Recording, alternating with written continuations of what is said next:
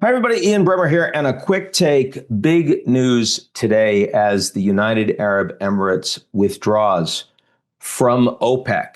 And in a G0 world, weakening institutions, countries seeing their own interests as distinct and hindered by, hampered by legacy institutions and affiliations, something we are seeing more and more of. And on the back of the Iran war, perhaps the most significant geopolitical fallout has been an intensification of the conflict, geopolitical friction, conflict between the UAE and Saudi Arabia. They're very different models, of course.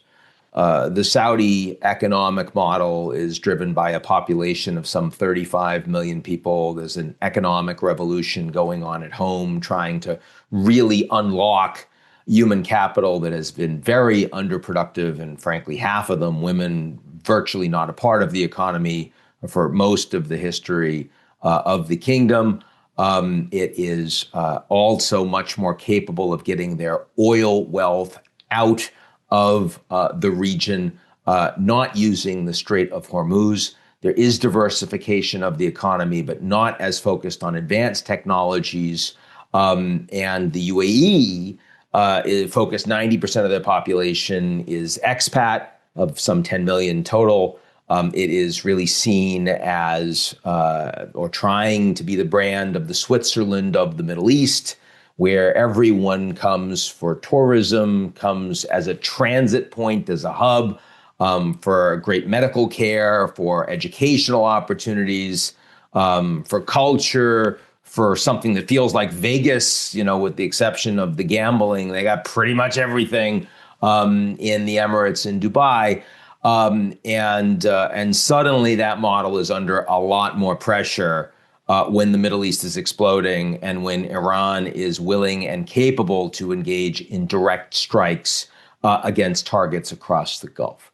So there was already a flare-up between MBS and MBZ, the leaders, the sovereigns of these two countries. But that is growing with very different strategies in how to deal with this Iran war. Now entering the third month, the Emirati position is much more aligned with Israel.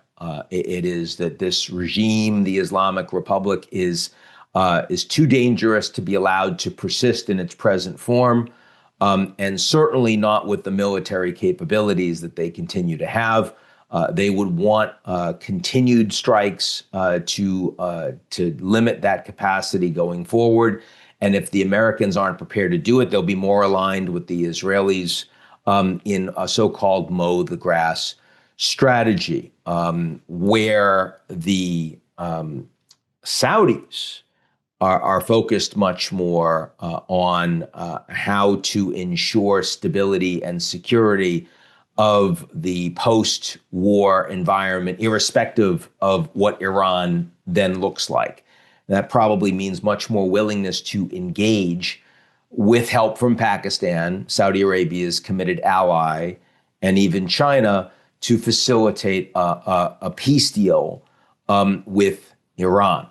And I see these two blocs increasingly emerging, UAE, Israel, India, and on the one hand, and Saudi Arabia, Pakistan with nuclear weapons, Egypt and Turkey on the other, both aligned with the United States on security and intelligence, though the Emiratis much more on technology as well, where the Saudis, their missile program is Chinese because the Americans weren't going to sell them Tomahawks. And we could see that tension starting to become a greater role here as well. But anyway, the Emiratis leaving OPEC. And some of this might be spare capacity that they want to put online and a recognition that for them at least, they want to make as much money as humanly possible in a high fossil fuel environment, and then diversify, move more into AI-empowered,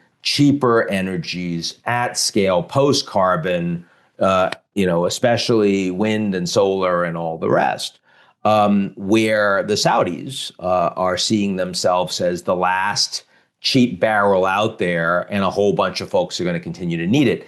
And the Emiratis leaving OPEC, clearly welcomed by the United States, by the Trump administration. OPEC now remains as a really Saudi-dominated entity, and one with different long-term interests than those of the largest oil producer in the world, the United States. So that's a pretty significant change. Probably would have come eventually in any case, but accelerated and precipitated by the damage that has been caused by the war in Iran for the region, and by the very different strategies in reaction to that by different countries across the Gulf. So I do see this as a very significant move. I wouldn't be surprised if the Emiratis leave other regional institutions going forward, the Organization of Islamic Countries, the OIC, for example.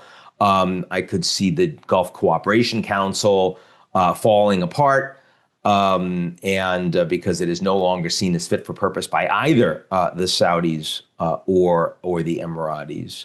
And the potential for real confrontation between these two countries, which is someone that really nobody wants to see, but is much more plausible today than it was yesterday, or than it was 3 months ago before the Iranian war started.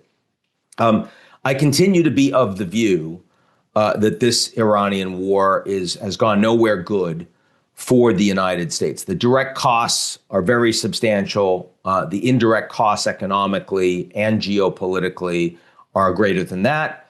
I saw yesterday the German chancellor came out, Friedrich Merz, and said that this was a humiliation for the United States, for the people of America, that Iran was able to push back as hard and as successfully as they have. And I was very surprised, honestly, to see that language directly from the German chancellor.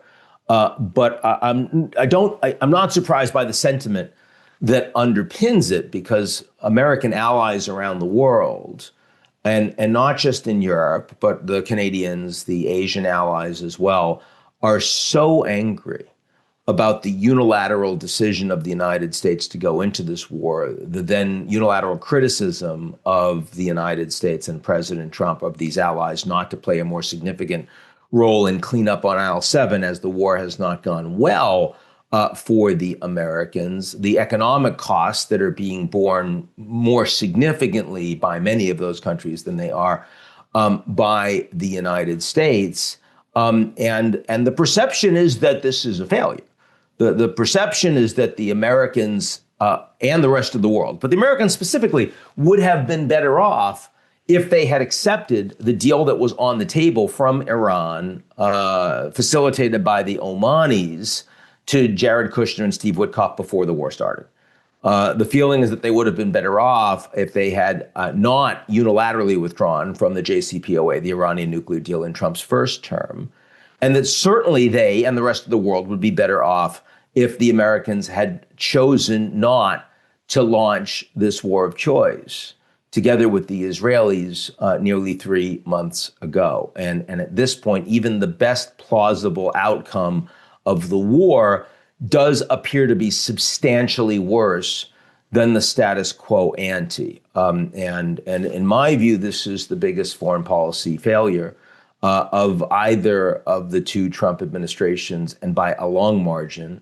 And that's if it ends quickly. And as of right now, while the ceasefire is standing, the idea of reopening the straits imminently is not on the table, at least not in a way that the Iranians are offering and the Americans would accept. And every day that continues is another day of very substantial cost that will be borne for some time beyond the straits being reopened. So that's where we are. I wish we had better news. I would love to be wrong about this and for this to end up being successful for the U.S. And for its allies. I don't see that really in any circumstance. But we will watch this play out and continue to talk to you about it. That's it for me, and I'll talk to you all real soon.